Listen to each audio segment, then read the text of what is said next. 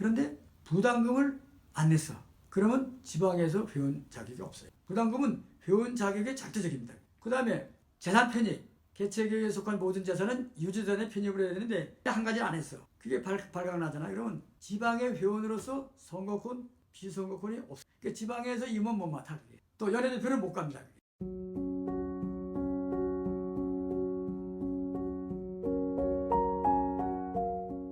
자, 감리교는요, 의회 제도에 기초한 감독 제도입니다. 내가 반복해 말씀드리지만은 한국 감리교에는 의회 제도가 많이 소실되어 있습니다. 반면에 좀 비정상적으로 감독의 권한이 많이 비대해가지고 또 그러니까 더욱더 이 의회주의가 자꾸 약화되어 있습니다. 저도 이제 총회 연회 많이 다 참석해봤지만은 이게 재미가 없어요.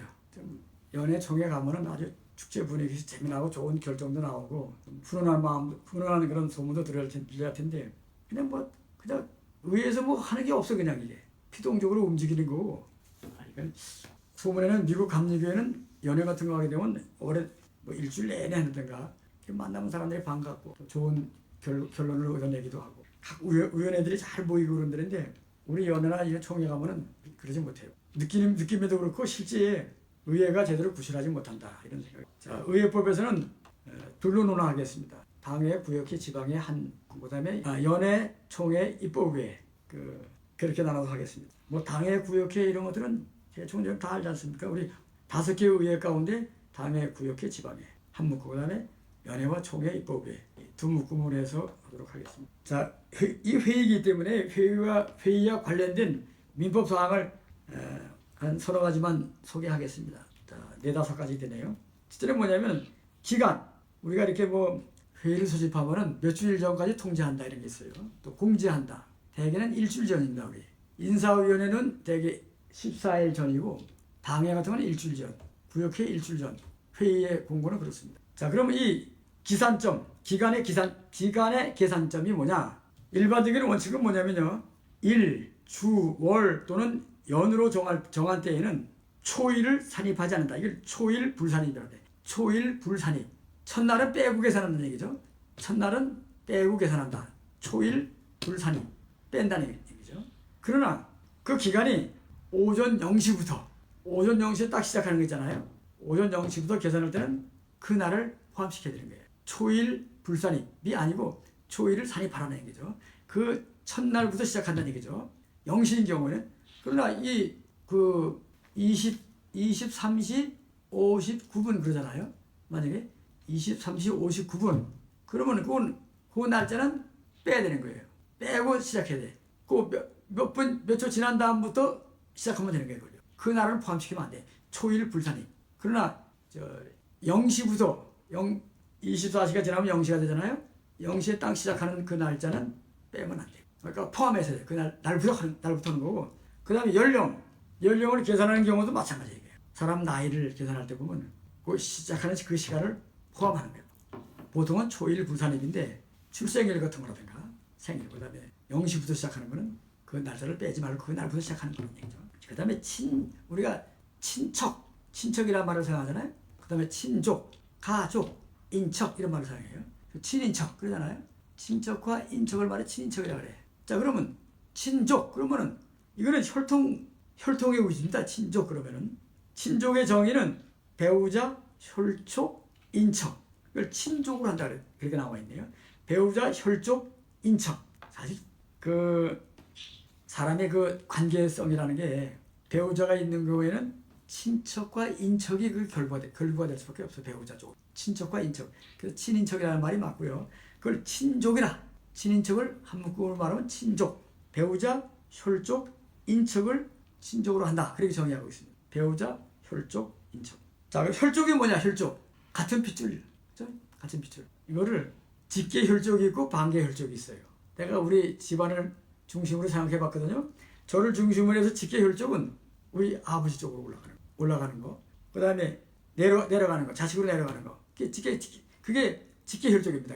이거를 직계 존속이라 그러고 직계 비속이라 그래요. 우리 아버지, 할아버지, 증조 할아버지, 고조 할아버지. 이건 직계 존속이고 직계 비속. 내려가는 자식, 손자 내려가는 거죠. 직계 비속이라고 이걸 뭉쳐가지고 직계 혈족이라 그래요. 직계 혈족. 직계 존속과 직계 비속을 합치면 직계 혈족이라고 한다. 그 다음에 이 반계라는 건 뭐냐면은 이게 형제관계로 뻗어나가는 거야. 앞으로 이렇게 나를 중심으로 하게 되면 내 형제자매, 우리 형과 누이 동생, 또 거기에 따르는 자녀들, 조카죠, 조카들. 그 다음에 직계 존속, 위로 보면은 우리 큰 형님, 삼촌, 큰아버지, 작은아버지도 있잖아요.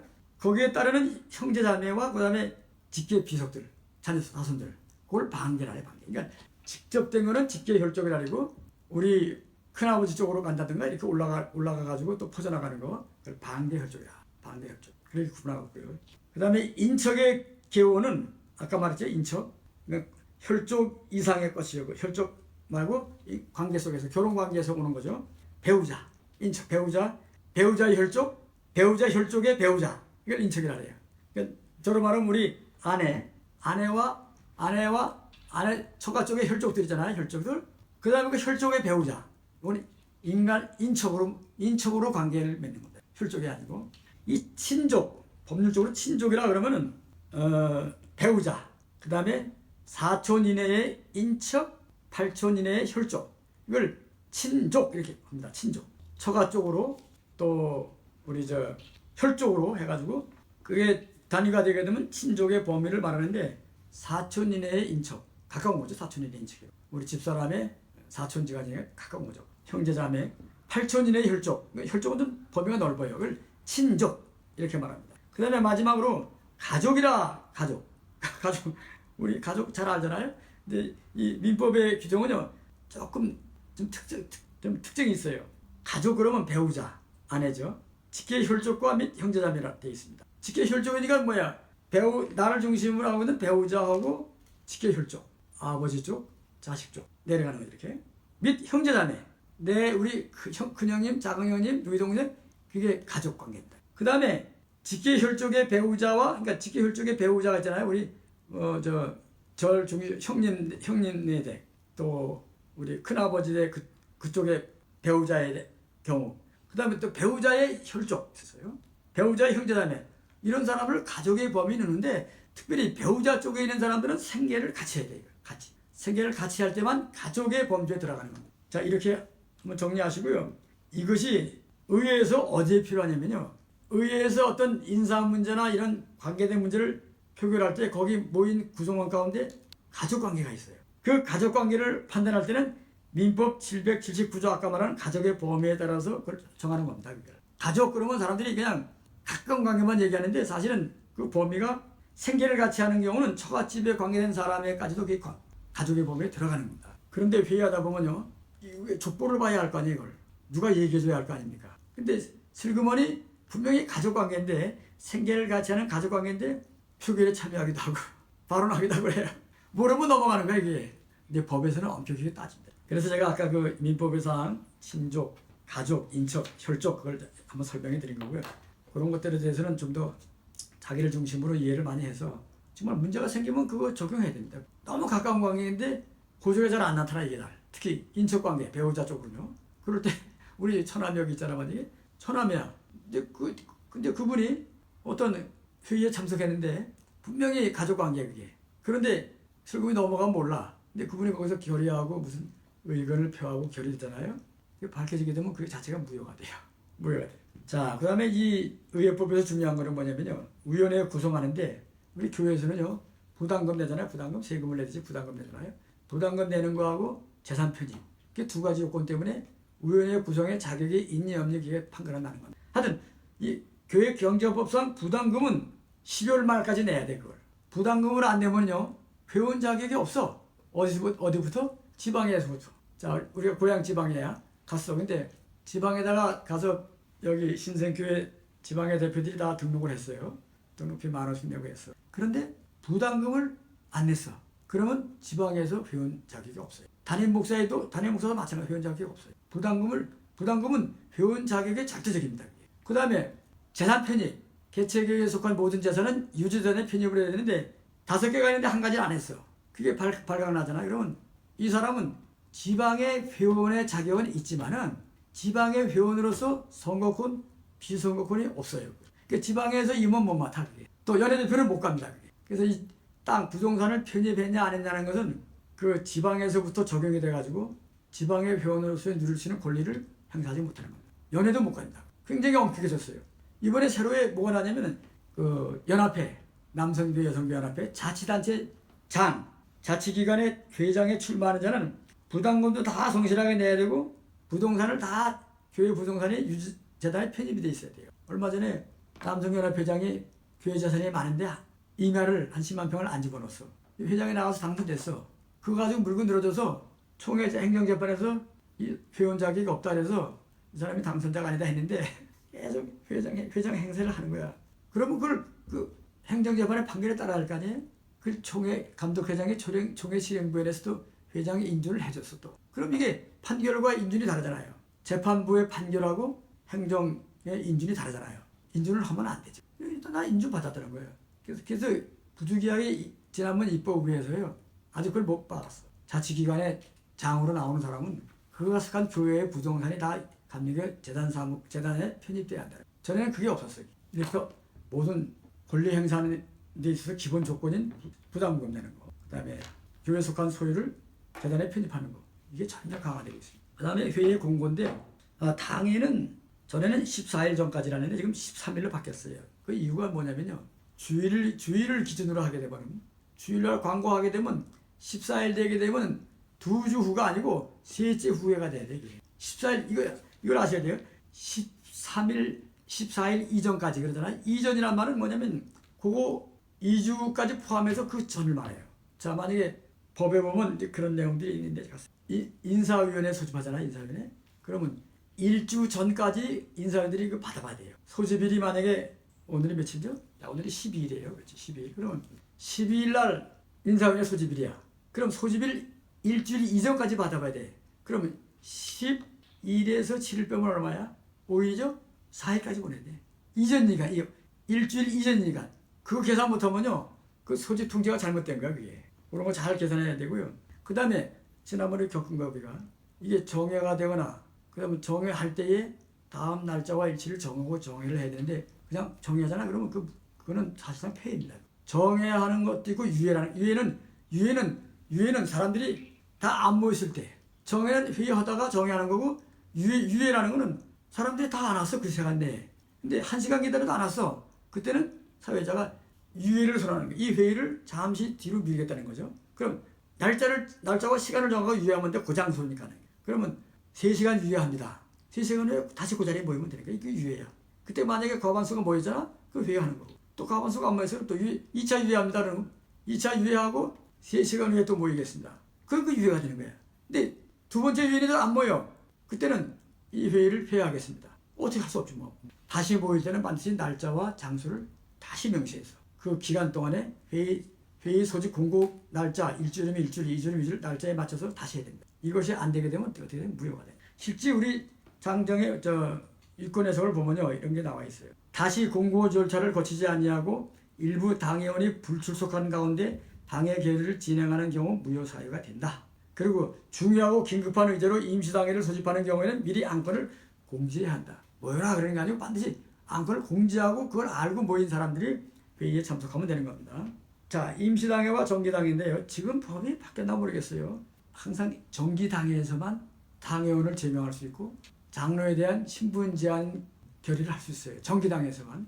임시당회에서는 그게 안 되는 거예요. 그리고 교인들의 입교인 명부 정리하는 것도 정기당회에서만 하지 1년에 한 번씩 하는 정기당회에서만 하는 거지 임시당회에서 아무 때나 함부로 하면 안 되는 겁니다. 그만큼 교인의 신분을 잘 관리하고 보장하기 위해서 그런 거예요. 정기당회에서만. 아니 갑자기 임시당회 열어가지고 무슨 누구 제명한다 그러면 되겠어요? 그게? 중요한 거는요. 이 당회의 직무를 벗어난 그 우임이잖아요. 자, 당회의 집행기구는 임원회라요. 임원회. 지방의 집행기구는 실행부위원회라고. 연회의 집행기구는 연회실행부위원회라고 그렇게 합니다. 그런데 당에서 어떤 안건이 결의가 됐는데 그 결의에 대한 구체적인 실행은 임원회를 통해 실행하잖아요. 그러면 그런 것들은 만약에 어떤 사업 진행에 대해서 당회가 결정을 했어. 근데 구체적인 세부 사항에 좀 미진한 부분이 있어 이게. 그때는 그러한 경우에 위임을 임원회에다가 하는 거예요. 임원회. 그러면 기획위원회는 뭘 위임받을 수 있느냐? 기획위원회는 당회에 속한 기구이기 때문에 되게 기획위원회 그러면 굉장히 높은 이름 자체가 멋있잖아요. 기획위원회. 근데 기획위원회는요 당회에 속한 위원회. 그래서 당회가 위임해 준 것만 기획위원회가 갈 수 있는 겁니다. 기획위원회는 당회가 있으면은 당회 안에 집행기구가 있고 임원회가 있고, 기획위원회는 이게 협의기구입니다. 당회에 속한 기구인데 임원회는 당회가 위임해 준 걸 할 수 있어요. 근데 기획위원회는 임원회가 위임해 준 걸 할 수 있어요. 그런 것들이 구조적으로 되어 있습니다. 임원회가 위임한 사항 이외에 다른 것을 할 수가 없어요. 자, 구역회가 기획위원회가 아무리 장로님들로 구성된 거라 하더라도 구역회에서 기획위원회에 뭘 위임해 줄 수 있냐? 못합니다. 구역회의 직무는 구역회가 감당해야 되는데 구역회가 하다가 나머지는 다 기획위원회가 알아서 오세요 그렇게 위임해 줄 수 없어요. 왜? 구역회가 상위 기구 아니에요. 기획위원회는 당회에 속한 것이고 구역회는 당회보다 위에 결정 아니에요. 그 다음에 구역회가 재산을 팔고 사는 구역회가 결정하는데 이거를 기획위원회가 알아서 오세요 이렇게 위임 못 해준다는 얘기예요. 그렇게 되면 다 모든 게 무효가 되는 거고. 자, 담임 목사가 직임정지 당했어. 직임정지. 법으로 당하든 아니면 감독의 행정처분으로 당하든 담임 목사 직임이 정지됐어요.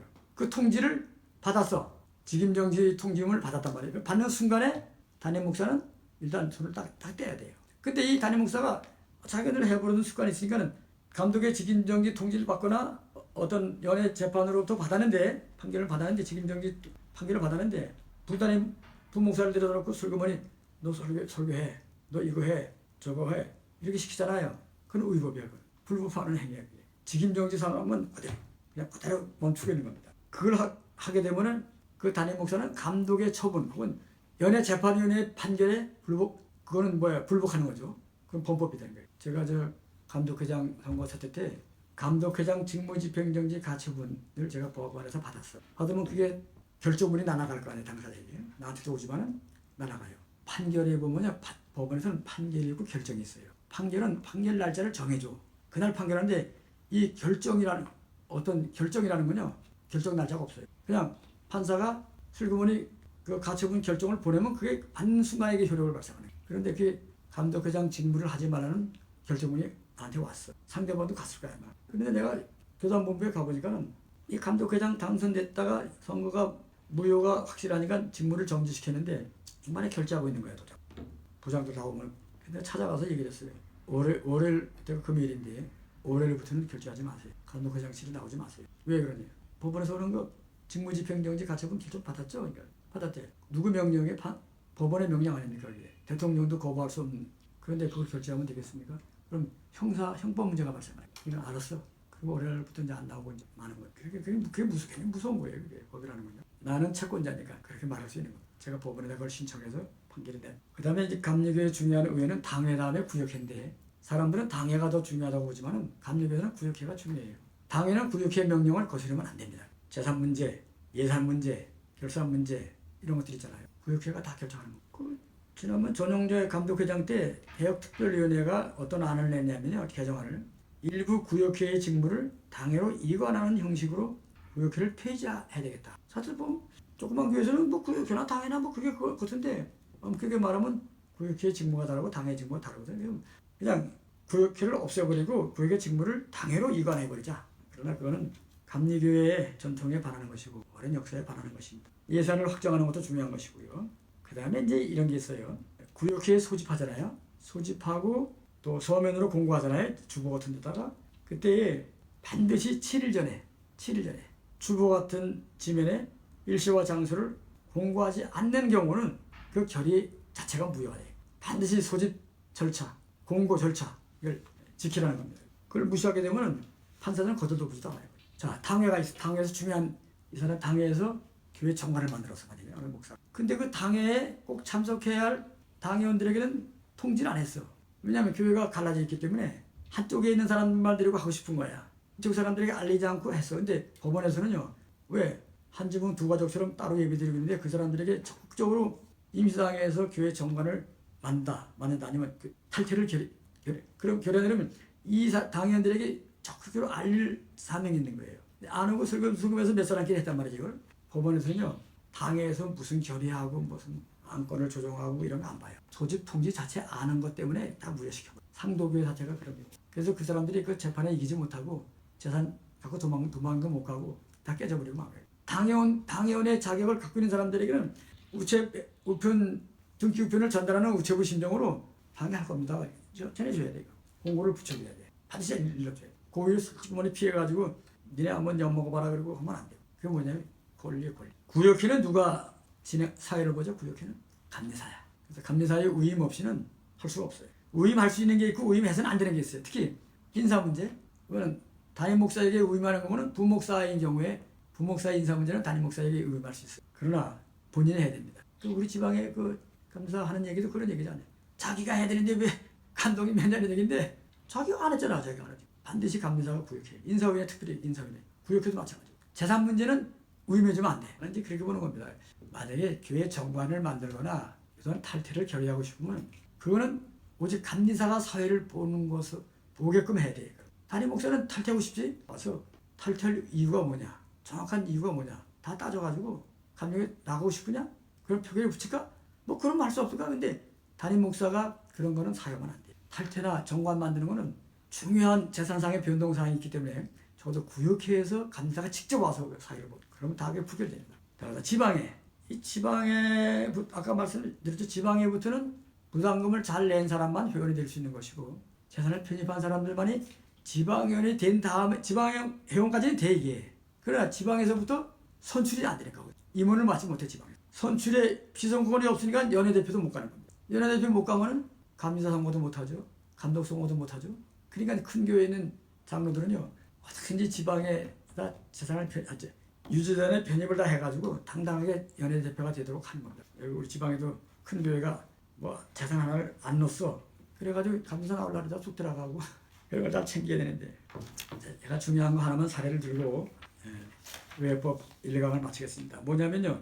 사고 지방의 처리 이렇게 나와 있는데 551단 51조입니다. 이게 사고 지방해라고 하는 것은요. 지방에 해야 할